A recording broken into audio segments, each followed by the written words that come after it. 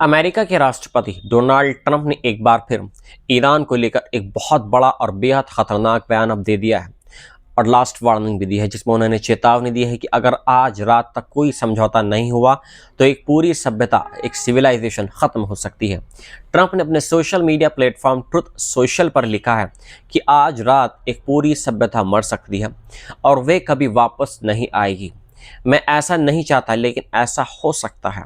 उन्होंने आगे दावा किया है कि अब ईरान में पूरी तरीके से शासन परिवर्तन हो चुका है और अब वहां ज़्यादा समझदार और कम कट्टर सोच वाले लोग सामने आ सकते हैं। ट्रंप ने कहा है कि शायद अब कुछ क्रांतिकारी और शानदार हो सकता है, लेकिन ये सब आज रात तय होगा। उन्होंने इस पल को दुनिया के इतिहास का सबसे अहम मोड़ बताया है और कहा है कि पिछले 47 सालों से चल रहे उगाही, भ्रष्टाचार और मौत के दौर का अंत हो सकता है। ट्रंप ने आखिर में ईरान की जनता के लिए दुआ करते हुए लिखा है कि ईरान के महान लोगों पर ऊपर वाले की कृपा हो। ये बयान ऐसे वक्त में आया है जब अमेरिका और ईरान के बीच तनाव चरम पर है और पूरी दुनिया की नज़रें आज रात होने वाले घटनाक्रम पर टिकी हुई हैं। ब्रिटेन की राजनीति में बड़ा विवाद खड़ा हो गया है, जहां प्रधानमंत्री कीर स्टारमर पर दबाव बढ़ता जा रहा है, क्योंकि उन्होंने साफ तौर पर यह नहीं कहा है कि अमेरिका को ईरान पर हमलों के लिए ब्रिटिश सैन्य अड्डों का इस्तेमाल करने की इजाज़त नहीं दी जाएगी। डाउनिंग स्ट्रीट ने इस मुद्दे पर सीधे जवाब देने से इनकार कर दिया है और कहा है कि वे अमेरिका की सैन्य गतिविधियों पर लगातार टिप्पणी नहीं करेंगे, लेकिन साथ ही ये भी कहा है कि पुराना समझौता अभी भी लागू है, जिसके तहत अमेरिकी सेना ब्रिटेन के बेस का इस्तेमाल क्षेत्र की सामूहिक रक्षा के लिए कर सकती है। खासकर स्ट्रेट ऑफ हार्मोज में जहाज़ों पर हो रहे हमलों को रोकने के लिए मिसाइल साइट्स को निशाना बनाने जैसे ऑपरेशन शामिल हैं। हालांकि सरकार ये बताने में नाकाम रही है कि वह कैसे सुनिश्चित करेगी कि इन बेस का इस्तेमाल सिर्फ रक्षात्मक उद्देश्यों के लिए ही हो और नागरिक ढांचे जैसे पुल या पावर प्लांट्स पर हमलों के लिए नहीं हो रहा है।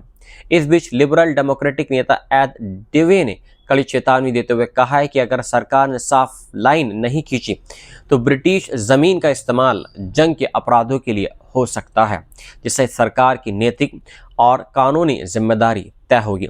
ये मामला ऐसे समय में सामने आया है जब डोनाल्ड ट्रंप ईरान के खिलाफ बुनियादी ढांचे पर हमले की धमकी दे चुके हैं और पूरे यूरोप में इस बात को लेकर चिंता बढ़ती जा रही है कि कहीं यह संघर्ष और ज़्यादा ना फैल जाए। ईरान में हालात और ज़्यादा गंभीर होते जा रहे हैं, जहां अमेरिका और इजराइल के संयुक्त हवाई हमलों में अब सीधे इंफ्रास्ट्रक्चर को निशाना बनाया गया है।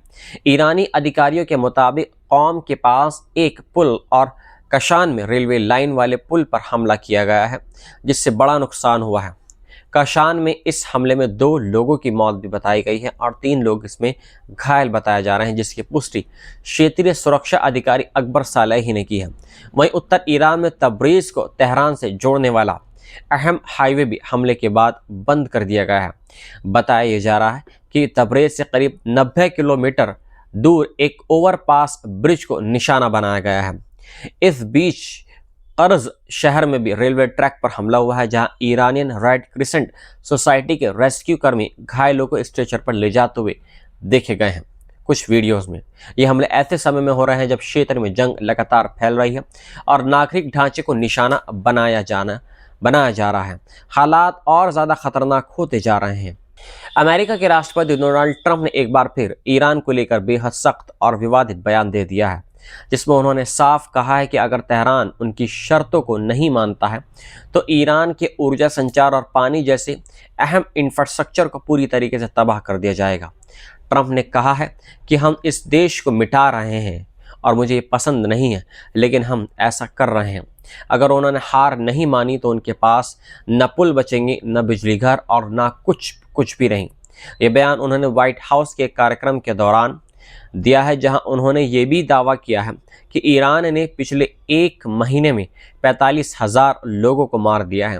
हालांकि इस आंकड़े की किसी स्वतंत्र एजेंसी ने पुष्टि नहीं की है। ईरान के आधिकारिक आंकड़ों के मुताबिक ये संख्या करीब 4,000 के आसपास बताई गई है। इस बीच जेनेवा कन्वेंशनल्स के तहत नागरिकों की बुनियादी ज़रूरतों से जुड़े ढांचे जैसे पानी, बिजली और पुलों को निशाना बनाना युद्ध अपराध माना जाता है। लेकिन ट्रंप ने इस सवाल को खारिज करते हुए कहा है कि वे जानवर हैं और हम उन्हें रोकना चाहेंगे।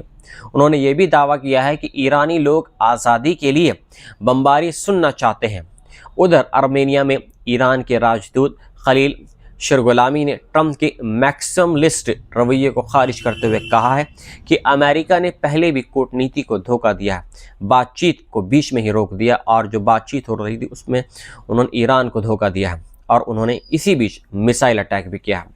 ईरान किसी अस्थायी युद्ध विराम के बजाय स्थायी समाधान चाहता है जिसमें आक्रामकता खत्म हो, नुकसान की भरपाई हो और स्टेट ऑफ हार्मोज में सुरक्षित व्यापार के लिए संयुक्त व्यवस्था बने।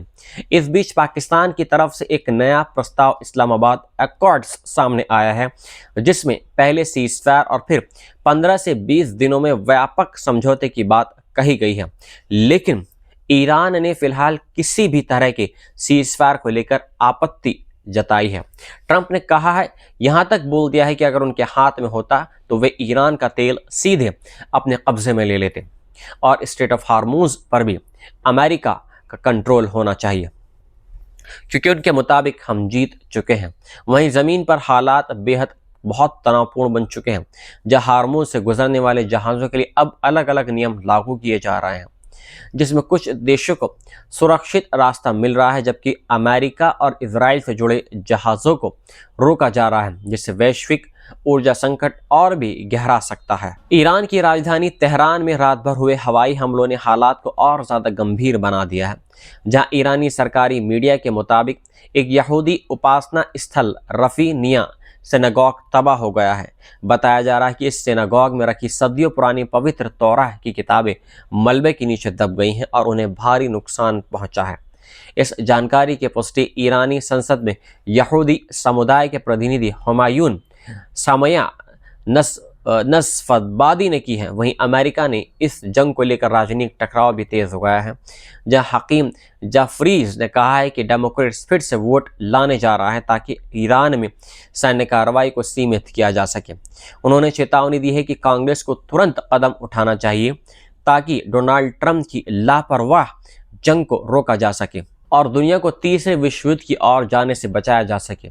उधर ईरान के अलग अलग शहरों में लोगों ने बड़े पैमाने पर प्रदर्शन शुरू कर दिए हैं जहां लोग पुलों और बिजली घरों के चारों ओर मानव श्रृंखला बनाकर खड़े हो रहे हैं ताकि इन अहम ढांचों को बचाया जा सके। पश्चिमी शहर करमानशाह और उत्तरी क्षेत्र सैमनान में प्रदर्शनकारियों ने बैनर लेकर कहा है कि बिजली ढांचे पर हमला जंग का अपराध है और अमेरिका व इजराइल के खिलाफ नारे लगाए हैं। कई लोग ईरान के झंडे और मारे गए सुप्रीम लीडर की तस्वीरें लेकर सड़कों पर उतरे हैं।